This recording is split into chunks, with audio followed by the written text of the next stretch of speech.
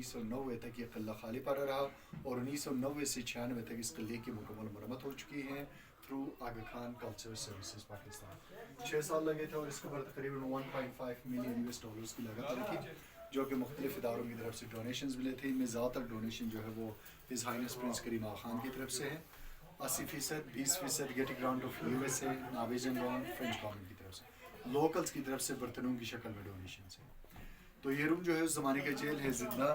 قلعے کی مرمت سے یہ گرلز نہیں ہوتے تھے. مجرموں کو نیچے کی طرف داخل کرنے کے لیے رسی اور سیڑھی استعمال کرتے تھے. 5-10 دن قیدیوں کے حیران کرنے کے بعد پھر ان کو فردر پنشمنٹس کے لیے کچھ کو سزائے موت، کچھ کو جلا وطن کرتے ہیں. سامنے کی طرف جو چھوٹے رومز ہیں وہ گارڈ رومز، ان میں گارڈ سنتری بیٹھتے تھے. اب ہم اس کو ریورس ہوتے ہوئے اگلے روم پر. All right, so first we saw the prison or you can say dungeon, and now a guide is taking us further, as you see down under. یہاں پہ کچھ روایتی لباس ہے جو اس زمانے میں یوز کرتے تھے. فرسٹ ون جو کلرفل ڈریس ہے یہ اس وقت کرتے تھے. دوسرا زنانہ لباس ہے. تیسرا ایک شاہی لباس ہے.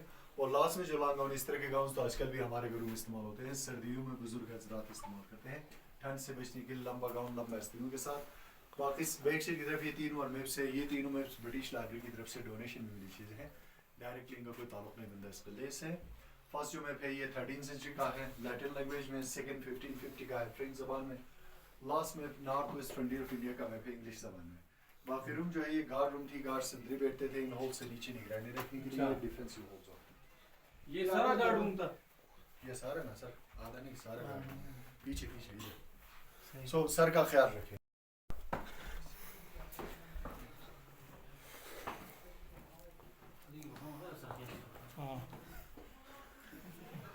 یہ روم جو ہے اسے ایوان مجلس شورا کہتے ہیں. حکمرانوں کے خاص اموری فیصلے اس روم میں لے جاتے تھے.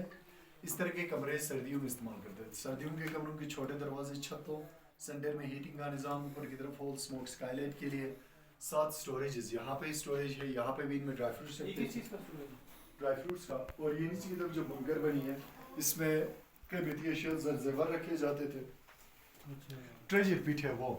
اور یہ قالین جو ہے 100 سال سے زائد پرانی کارپیٹ ہے. Hand made natural died shape woollen carpet ہے. دروازے سر اتنے چھوٹے کیوں ہیں؟ چھوٹے اس لیے کہ سر یہ سرد علاقہ ہے. ٹھنڈ سے بچنے کے لیے چھوٹے دروازے، چھت کو اور موٹی دیواریں رکھتے ہیں. اور ان شوکیسز میں جو برتن ہیں اس طرح کے برتن وقت کے ساتھ چائنا کاسٹر سے لائی ہوئی چیزیں ہیں. ان میں مشروبات رکھنے کے لیے یہ چائنیز پروڈکٹس ہیں. یہ نیچے بچھائے گئے بلیک اینڈ وائٹ جو کارپیٹس ہیں یہ یہاں کے لوکل پروڈکٹس ہیں. ان کی پروڈکشن لوکل سطح پہ بھی ہوتی ہے. یہ بنتے ہیں بکری کے بال اور یاک کے بال سے. بکری کے اور یاک. یہ روم جو ہے رائل کچن لنگر خانہ ہے. یہاں پہ کوکنگ کرتے تھے. اس کچن میں زیادہ 3 قسم کے برتن ہیں. پتھر، لکڑی، لوہا. لوہے کے برتن وقت کے ساتھ کشمیر کاشغر سے لائی چیزیں ہیں لیکن ان علاقوں میں پتھر کے برتن استعمال ہوتے تھے. یہ گرائنڈر سے یہ توا ہے. سوڈن کیک میں لسی تیار کی جاتی تھی بادامی. اسکن بیگ میں یہ بکری کے کھال سے تیار کی گئی ہے. And there is the another skin bag وہ فائر بیلو آگ کو بھڑکانے کے لیے پھونکنی تھی. یہ والے جو برتن ہیں یہ کدو کے برتن ہیں. کدو کو سکھا کر اندر سے خالی کر دیتے ہیں. ان میں دودھ، دہی، لسی اس طرح کے لکوڈس رکھنے کے لیے. یہ لکڑی کے چمچ سوپ سپونز ہیں. روشنی کے لیے دیا جلاتے تھے آئل لیمپس. لیکن ان سپونز کے اوپر ہیں بیک سائڈ سے ایک نیئر کارنر چھوٹے سے جن میں اینیمل فیٹ آئل اور سیریلز استعمال کرتے تھے. یہ آگ تو ابھی بھی لگی ہوئی ہے. ہاں پچھلا 800 سال سے. تو یہ کیا چیز ہے بھائی؟ یہ اسٹوریجز ہے. اسٹوریج ہے. تو آپ کو یہ ساری ہسٹری کیسے معلوم؟ آپ انسیسٹرز میں سے ہیں ان کی؟ پڑھنا پڑتا ہے. نہیں آپ ان کی وہ ایک ہوتی ہے نا جو نو آپ کو پڑھنا پڑتا ہے. لازمی نہیں. یہاں دربار لگتی تھی. یہ تخت تھا حکمران کا. حکمران بیٹھتے تھے ارد گرد ان کا قابرین حضرات فیصلے لیتے ہیں. اور یہ چاروں طرف جو پہاڑی سلسلہ ہے یہ پورا کرکرم کا سلسلہ ہے. سامنے کے جو برفیلی پہاڑ ہے یہ رکاپوشی. یہ سطح سمندر سے 7788 میٹر ہے. نیکسٹ رکاپوشی دیران پیک وہ کلاؤڈز میں کلیئر ہو رہی ہے 7200 میٹر. کون سی والی ہے؟ یہ بیک سائڈ گولڈن پیک وہ جو نظر آ رہا ہے. یہ کون سا ماؤنٹین ہے؟ اچھا گولڈن پیک. یہ رکاپوشی ہو گئی جان. یہ گولڈن یہ دیران پیک وہ گولڈن. اچھا برف ہے. برف والی کی بات کر رہے ہیں آپ؟ اور ہمارے قریب ہے یہ قریب والا چھوٹا ہے. نہیں رکاپوشی والا پاکستان میں پہاڑوں کو گنا نہیں جاتا ہے جن کی بلندی سطح سمندر سے 7000 میٹر سے کم. اچھا ٹھیک ہے جی. کیونکہ پہاڑ پاکستان میں 3 پہاڑی سلسلے ہیں, بہت سارے پہاڑ ہیں. صرف پاکستان میں پہاڑوں کو گنا جاتا ہے جن کی بلندی 7000 میٹر سے یعنی کہ 8000 سے زائد بلند جو پہاڑ ہے پاکستان میں 5 ہے. 7500 سے زائد بلند جو ہے وہ تقریباً 25 ہے. 7000 سے زائد بلند جو ہے وہ 105 ہے. اچھا پھر بٹوین 6 to 7000 وہ پھر ہزاروں میں ہے. ہمارے ساتھ میں بڑے پھر وہ. یہ والی نہیں گنتی میں آتے ہیں. میرا کا پوچھی آتا ہے. یہ 4000 نہیں، نہیں اس آتے، طرح سامنے 3000 والی. 5000 اس طرح ہے نا. یہ نہیں آتے. ٹھیک ہے جی. وہ گولڈن پیک یہ رکھو کوئی ہو گئی. جی ابھی ہم مزید جو فرسٹ فلور ہے اوپر آ گئے.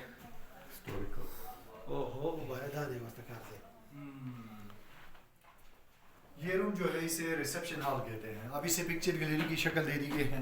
یہاں ہمارے پاس 2 طرح کے مسئلے ہیں. ایک سائڈ پہ برانو کا, ایک سائڈ پہ ہز ہائنس پرنس کریم آغا خان. پرنس کریم آغا خان کا کوئی تعلق نہیں بنتا اس قلعے سے. ان کی طرف سے 80% ڈونیشن آئی تھی اس فورٹ کی رینوویشن کے لیے. اور فورٹ کی مرمت آغا خان کلچرل سروسز پاکستان میں. یہ ایک ویلفیئر آرگنائزیشن ہے اور اسی ادارے نے قلعات کی بھی مرمت کی ہیں. شگر ان خپور فورٹس بلتستان میں ہے. لاہور میں وزیر خان مسجد کرنٹلی ادارہ لاہور فورٹ کے اوپر کام کر رہی ہے. is the one of the biggest project in Pakistan, our ancestors and the whole genealogy. So these are the kings of Hunza who ruled over Hunza Valley for more than 1000 years, but here we have few pictures of the royal families. تو اس حکمران کی بھی ہنزا میں پہلی portrait picture بنی تھی. میر غزن خان اول سن of میر شاہ غضنفر 1863 سے 1886 تک رہے. ان کے بعد ان کے بیٹے میر صفدر خان 1886 سے 1891. 1891 میں ان کے اوپر انگریزوں نے حملہ کر دیا اور ان کی شکست ملی. یہ فرار اختیار کر گئی چائنا کا اشکر. ان کی جگہ میں انگریزوں نے ان کے چھوٹے بھائی میر محمد عظیم خان کو حکمران بنا لیا. 1892 سے 1938 تک رہے. ان کے بعد ان کے بیٹے میر غزن خان سیکنڈ 1938 1945. ان کے بعد ان کے بیٹے یہ ہنزے کا آخری والی گزر چکے ہیں. میر محمد جمل خان 1945 1974. انہوں نے 3 نومبر 1947 کو ہنزا اسٹیٹ پاکستان کے ساتھ الحاق کیا. 74 بھٹو صاحب کے دور میں جب یہ اسٹیٹ ابولش ہو گئی تو ان کو گورنمنٹ آف پاکستان کی طرف سے آنریلی میجر جنرل کا عہدہ پلس میر کا ٹائٹل. میر مینس کنگ یہ کرنٹ میر آف ہنزا ہے میر غضنفر علی خان.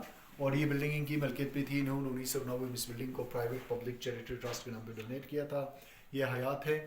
ان کی وائف کوئین آف ہنزا اور ان کے بیٹے پرنس شاہ سلیم خان. کچھ تلواریں ڈیفینس کے لیے. یہ ان کے ceremonial dresses for king and queen. اور یہ ہنزا اسٹیٹ کی فلیگ ہوتی تھی.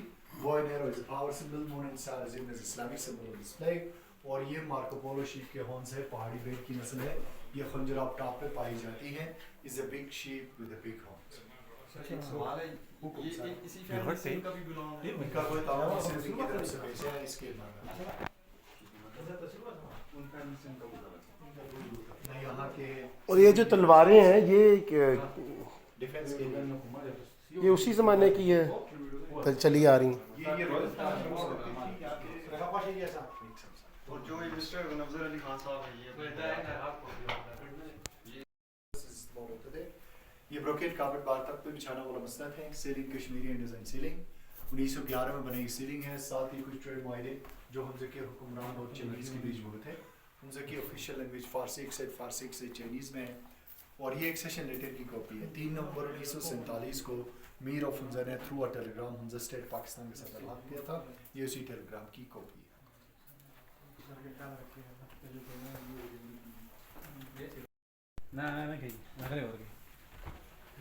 یہ روم جو ہے سمر بالکنی دھوپ میں بیٹھنے کے لیے. یہاں سے پورا وادی نظر آتا ہے. تو enjoy the nice view and enjoy the cool breezes from the کپوشی. اور یہ first telephone in Hunza یہ 1930 کے آس پاس میں انٹروڈیوس ہوئی تھی انگریزوں سے رابطہ رکھنے کے لیے. اور مزید کچھ تصویریں ہیں. پہلی جو تصویر باہر چھت سے لی تصویر ہے میر آف ہنزا ساتھ ان کے بیٹے کرن میر. دوسری تصویر خلالتت کی ہے Mir of Hunza queen of Hunza کی daughter. Queen of Hunza same lady یہ 2006 میں انتقال کر گئی 98 کی عمر میں.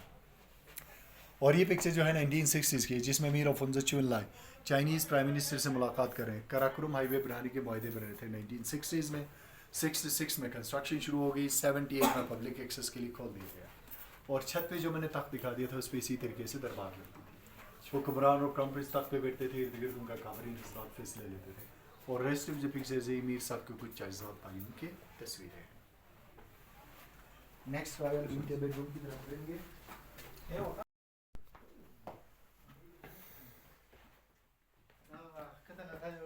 محترم مہمان گرامی یہ روم جو ہے رائل ونٹر بیڈ روم سردیوں کا کمرہ جس کی سینٹر میں ہیٹنگ کا نظام سلیپنگ اینڈ ڈائننگ ایریا. یہ بچوں کے لیے جھولا.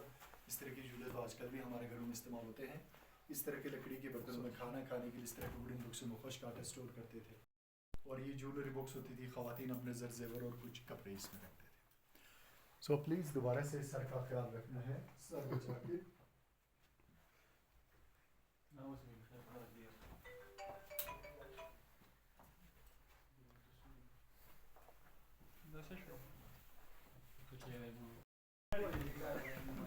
یہ روم جو ہے اسے اندرونی دربار کہتے ہیں. موسم کی مناسبت سے کی دربار لگ جاتی تھی. یہ کھلی چھت کے ساتھ اپنے روم تھی. اور یہ چائنیز پیپر کرنسیز کے کاپیز ہے 1920-23 میں چائنا کاشکار کی طرف سے اس طرح کی کرنسی انٹروڈیوس ہوئی تھی ٹریڈ کے لیے. اور یہ قدیم جو ہے 200 سال پرانی چائنیز ختن قالین ہے, ہینڈ میڈ, نیچرل ڈائی, اور یہ کیمل وولن ہے. اور یہ رشید گنز ہے, رشید muskets, muzzle load guns, defence hunting کے لیے. اور مزید کچھ تصویریں ہیں, یہ ریسٹوریشن سے پہلے کے بالتت فورٹ کی پکچر, ڈیورنگ ریسٹوریشن جن لوگوں نے اس کے اوپر کام کی ہے, اور ریسٹوریشن کے دوران لی گئی بالتت فورٹ کی picture.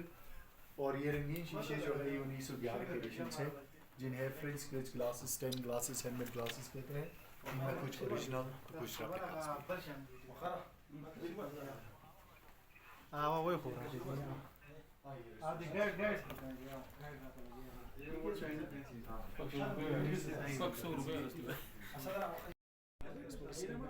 Thank you very much. آپ ہم آہستہ آہستہ یہاں سے